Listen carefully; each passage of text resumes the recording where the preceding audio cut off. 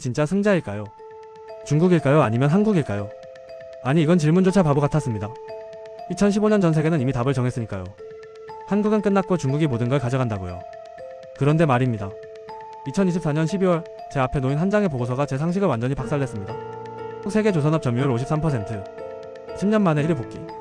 잠깐만요. 불과 10년 전 파산 직전이던 그 한국이요. 세계 절반 이상을 장악했다고요? 저는 이 숫자를 3번이나 확인했습니다. 하지만 틀림없었어요. 그리고 더 충격적인 건 중국이 무너지기 시작했다는 사실이었습니다. 10년 전으로 돌아가 보죠. 2015년 한국 조선소들이 하나둘씩 문을 닫기 시작했을 때 저는 노르웨이 오슬로 국제사기구 회의에 있었습니다. 참석자 47명 중 43명이 손을 들었죠. 한국 조선업은 10년 내 사라질 것이다. 저도 그 43명 중 한 명이었습니다. 당시 중국은 한국보다 30% 싼 가격으로 물량을 쓸어 담고 있었어요. 저희 회사도 그해 컨테이너선 12척을 중국에 발주했습니다. 왜요? 바보가 아니니까요. 30%나 싸다는데 누가 한국을 선택하겠습니까? 한 유명 애널리스트는 무대에서 단언했죠. 한국은 끝났습니다. 게임 오버예요. 객석에서 박수가 터졌습니다. 저도 박수 쳤어요. 그리고 정말로 지옥이 시작됐습니다. 2016년 한국 조선소 세 곳이 폭정관리에 들어갔어요. 노동자 2만 3천 명이 거리로 쏟아져 나왔습니다. 거제와 울산의 조선소 주변 상권이 완전히 무너졌죠. 그해 런던 해운포럼에서 만난 한 한국 조선사 임원은 제 앞에서 눈물을 글썽이며 말했습니다. 우리 산업은 이제 끝났습니다. 저는 그의 어깨를 두드렸습니다. 하지만 속으로는 생각했죠. 그래 끝났어. 이제 중국 시대야. 반면 중국은 승승장구했습니다. 2017년 소주 점유율 41%, 한국은 28%로 추락. 한 중국 조선소 사장은 언론에서 자신만만하게 말했습니다. 5년 내 우리가 세계의 60%를 먹을 것이다. 아무도 의심하지 않았습니다. 그런데요. 2019년쯤부터 뭔가 이상한 일들이 벌어지기 시작했어요. 저희가 중국에 발주한 LNG선 2척 있죠? 인도가 8개월이나 지연됐습니다. 중국 조선소는 기술적 문제라고만 했어요. 구체적 설명은 없었죠. 업계 동료들한테 물어봤더니 다들 비슷한 얘기를 하더군요.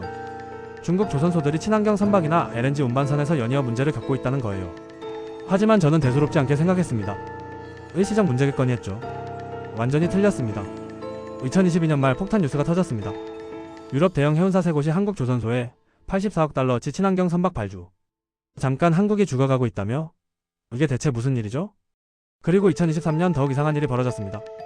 한국 조선소들의 수주 잔량이 폭발적으로 증가하기 시작한 겁니다. 700억 달러 돌파. 2015년에 3배였어요. 반면 중국은 오히려 부진했고 일부 조선소에서 적자가 발생하고 있었습니다. 뭔가 근본적으로 잘못됐습니다. 저는 본사에 긴급 보고서를 올렸습니다. 한국 조선업에 뭔가 큰 변화가 있습니다. 당장 조사해야 합니다. 경영진은 코웃음 쳤죠. 일시적 현상이야. 중국이 여전히 압도적이잖아. 바보들. 그리고 2024년 12월 진실이 폭발했습니다. 한국 세계 1위 복귀. 점유율 53%. 중국 조선소 17곳 파산. 도대체 그 10년 동안 무슨 일이 있었던 걸까요? 저는 확신했습니다. 한국이 뭔가 숨기고 있다는 걸요. 업계 지인들에게 물어봤습니다. 한국이 뭘 한 거야? 돌아온 답변들은 단편적이고 모호했어요. 친환경 기술에 투자했대. 디지털화했다던데. 용접 기술이 좋다더라. 하지만 이건 표면일 뿐이었습니다. 뭔가 더 큰 비밀이 숨어있다는 걸 직감했죠. 그래서 저는 직접 확인하기로 결심했습니다. 다음 주 비행기를 타고 울산으로 날아갔습니다. 22년 경력에 제가 직접 발로 뛰는 건 처음이었어요. 그리고 거기서 제가 본 것은 제 인생의 모든 상식을 완전히 뒤집어버렸습니다.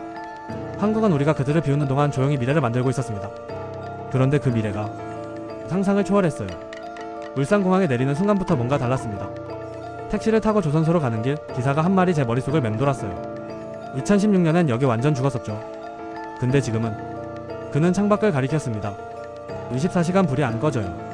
미친듯이 바빠요. 조선소에 도착하자마자 입이 딱 벌어졌습니다. 길이 300m가 넘는 초대형 LNG 운반선이 3척이나 동시에 건조되고 있었어요. 이게 죽어가던 산업의 모습입니까? 조선소 이사와 회의가 시작됐고 그가 펼쳐보인 자료 첫 페이지를 보는 순간 손에 땀이 났습니다. 2016년부터 2023년까지 영국의 발비 총 87억 달러. 잠깐만요. 파산 직전이던 시기에 87억 달러를 영국 개발에 쏟아부었다고요? 이게 정말입니까? 가장 어려울 때 이 돈을 영국 개발해? 이사는 담담하게 대답했습니다. 우리가 미쳤다고들 했죠. 하지만 우리는 5년 뒤 10년 뒤를 보고 있었습니다. 소름이 돋았습니다. 보통 회사들은 위기가 오면 뭘 합니까? 영국의 발비부터 삭감하죠. 근데 한국은 정반대로 갔어요. 이건 미친 짓이거나 천재적 판단이거나 둘 중 하나였습니다. 그리고 천재였습니다. 자료를 넘기는데 더 충격적인 내용이 나왔어요. 투자 방향을 보니까 전부 친환경 선박 기술이었습니다. LNG 추진 암모니아 추진 메탄올. 이사가 말했습니다. 2016년부터 우리는 알고 있었습니다. 2030년 이후 환경 규제가 폭발할 거라는 걸요. 이 사람들은 10년 앞을 보고 있었습니다. 그런데 이사가 한 가지 더 알려줬는데 이게 진짜 압권이었어요. 2018년부터 디지털 트윈과 AI 설계 시스템을 도입했습니다. 그 결과 건조시간 23% 단축, 불량률 40% 감소. 저는 메모하면서 손이 떨렸습니다. 하지만 이건 시작에 불과했습니다. 공장 투어 하시겠습니까? 이사가 물었습니다. 당연하죠. 공장 문이 열리는 순간 저는 21세기가 아니라 미래에 온 것 같았습니다. 용접 로봇 47대가 동시에 작업하고 있었고 대형 스크린엔 선박 전체가 3D로 구현되어 있었어요. 엔지니어들이 가상 공간에서 0.1mm 단위로 부품을 시뮬레이션하고 있었죠. 한 엔지니어가 자랑스럽게 말했습니다. 이 시스템 덕분에 설계 오류를 건조 전에 99.7% 잡아냅니다. 99.7%. 중국은요? 저는 물었습니다. 이사가 쓴 웃음을 지었습니다. 아직도 재래식이죠. 점심 먹으며 부사장이 더 솔직하게 털어놨습니다. 2016년은 지옥이었어요. 직원 30%를 잘랐죠. 그는 잠시 침묵했습니다. 하지만 단 한 가지만은 절대 안 건드렸어요. 뭔데요? 연구개발팀과 숙련 인력이요. 왜죠? 10년 뒤를 봤으니까요. 이 대답이 모든 걸 설명했습니다. 그런데 부사장이 한 가지 더 알려준 게 결정타였어요. 2017년 우리가 유럽 상급 기관들이랑 협력해서 차세대 친환경 선박의 국제 표준을 만들었습니다. 잠깐만요. 게임의 룰을 한국이 짰다는 말입니까? 네. 한국 기술이 사실상 국제 표준이 됐죠. 이건 단순히 기술 개발이 아니었습니다. 미래 시장을 선점한 거였어요. 오후 연구소를 방문했는데 여기서 진짜 비밀을 봤습니다. 대형 수조에서 LNG 추진 선박 모형이 테스트되고 있었어요. 연구원이 말했습니다. 이 기술 완성하는데 8년 걸렸어요. 2016년부터 시작했죠. 가장 어려울 때요. 옆 건물에선 암모니아 추진 엔진이 개발 중이었고 2025년 상용화 목표래요. 저는 그 순간 깨달았습니다. 한국이 단순히 조선소를 운영하는 게 아니라 미래 해운업의 표준 자체를 만들고 있다는 걸요. 연구소장과 면담 끝나고 저는 조심스럽게 물었습니다. 중국도 이런 거 개발하고 있지 않습니까? 그는 잠시 침묵하다 대답했습니다. 중국은 여전히 가격 경쟁만 해요. 친환경 기술은 최근에야 시작했죠. 근데 이미 그는 손을 펼쳤습니다. 10년 차이가 났어요. 10년. 따라잡을 수 없는 격차였습니다. 울산을 떠나는 비행기 안에서 저는 충격에서 헤어나올 수 없었습니다. 한국은 세상이 자신들을 버릴 때 조용히 미래를 만들고 있었어요. 하지만 아직 더 큰 의문이 남아있었습니다. 구체적으로 어떤 기술이 한국을 세계 1위로 만든 걸까요? 그리고 중국은 왜 그걸 못 따라하고 있을까요? 도대체 한국이 숨기고 있는 비밀 무기는 뭘까요? 그 답을 찾기 위해 일주일 뒤 저는 거제도로 날아갔습니다. 그리고 거기서 입이 다물어지지 않는 진실을 마주하게 됩니다. 일주일 뒤 거제도. 삼성중공업에 도착하는 순간 저는 숨이 막혔습니다. 울산보다 더 컸어요. 길이 300m가 넘는 초대형 LNG 운반선이 3척이 아니라 5척이 동시에 건조되고 있었습니다. 이게 10년 전 파산 직전이던 산업 맞습니까? 기술 담당 상무가 저를 회의실로 안내했고 인사도 없이 바로 본론으로 들어갔습니다. LNG 운반선 얼마나 만들 수 있냐고 물으실 거죠? 그가 자료를 펼쳤습니다. 연간 140척. 전 세계 수요의 85%. 85%? 저는 길을 의심했습니다. 이건 독점 아닙니까? 상무가 웃었습니다. 네, 거의 그렇죠. 다음 페이지를 넘기는데 더 경악스러웠어요. 현재 소주 잔량 184척. 향후 4년치 확보 완료. 4년치요? 저는 계산기를 두드렸습니다. 4년 동안 놀고 먹어도 된다는 뜻 아닙니까? 그리고 문의는 지금도 폭주하고 있습니다. 상무가 덧붙였습니다. 중국은요? 제가 물었습니다. 상무의 표정이 묘하게 변했어요. 중국의 LNG선 건조 시작한 게 2018년입니다. 지금까지 인도한 척수가. 그는 잠시 멈췄습니다. 23척입니다. 23척? 한국은 184척 쌓아놨는데 중국은 고작 23척? 저는 웃음이 나왔습니다. 비웃음이 아니었어요. 황당해서 나온 웃음이었죠. 이건 경쟁이 아닌데요? 맞습니다. 경쟁이 아니죠. 상무가 더 충격적인 숫자를 던졌습니다. 한국은 1990년대부터 이 분야에 투자했습니다. 누적 건조 척수가 1,800척입니다. 1,800척 대 23척. 게임 오버였습니다. 근데 왜 중국은 못 따라옵니까? 제가 물었습니다. 상무가 일어서더니 저를 한 곳으로 안내했습니다. 직접 보여드리죠. 대형 테스트 시설에 도착했는데 거기 실제 LNG 탱크 단면이 전시되어 있었어요. 상무가 탱크 내부를 가리켰습니다. 이게 멤브레인입니다. 영하 163도 극저온 가스를 담는 핵심 기술이죠. 얇은 금속판이 정교하게 배열되어 있었고 연결 부위가 육안으로는 안 보일 정도로 완벽했습니다. 이용접이요. 상무가 이음새를 두드렸습니다. 0.1mm 오차도 허용 안 됩니다. 퉁연공 한 명 양성하는데 7년 걸려요. 7년? 한국엔 이런 최고급 용접공이 2,300명 있습니다. 중국은 300명도 안 됩니다. 8배 차이. 그래서 중국 LNG선에서 계속 문제가 터지는 겁니다. 상무가 설명했습니다. 탱크 용접 부위의 미세 균열이 반복적으로 발생해요. 중국이 5년간 따라하려 했지만 아직도 우리의 70% 수준입니다. 70%. 영원히 못 따라올 수도 있겠다는 생각이 스쳤습니다. 회의실로 돌아와서 상무가 진짜 폭탄을 터뜨렸습니다. 차세대 LNG 운반선 개발 중입니다. 기존보다 20% 더 많이 싣고 연료는 35%덜 써요. 2025년 하반기 상용화 목표입니다. 올해 아니라고요? 저는 한숨이 나왔습니다. 한국은 현재도 압도적인데 미래까지 다 가져가는군요. 점심 먹으며 저는 가격 얘기를 꺼냈습니다. 그래도 중국이 가격에선 유리하잖아요? 상무가 피식 웃었습니다. 2020년까진 그랬죠. 그가 보여준 데이터에 기절할 뻔했습니다. 한국과 중국의 가격 차이가 이제 15%이네. 품질 낮게 하자 보수 비용 전부 합산하면 한국이 27% 더 경제적. 가격마저 역전된 겁니다. 올 공장 투어에서 현실이 더 압도적이었습니다. 한 작업장에서 거대한 선체 블록이 로봇 크레인으로 밀리미터 단위로 조립되고 있었어요. 작업자들은 태블릿만 보며 지시만 내리고 있었죠. 현장 책임자가 말했습니다. 5년 전엔 이 작업에 인력 10명 필요했어요. 지금은 15명이면 충분합니다. 생산성이 3배가 넘게 뛴 겁니다. 거제를 떠나기 전 상무가 마지막으로 한 가지 알려줬습니다. 2024년 우리 수주 잔량이 2,200억 달러를 돌파했습니다. 역대 최고치죠. 그리고 이 중 87%가 고부가 가치 선박입니다. 중국은요? 상무가 고개를 저었습니다. 여전히 싸구려 벌크선이요.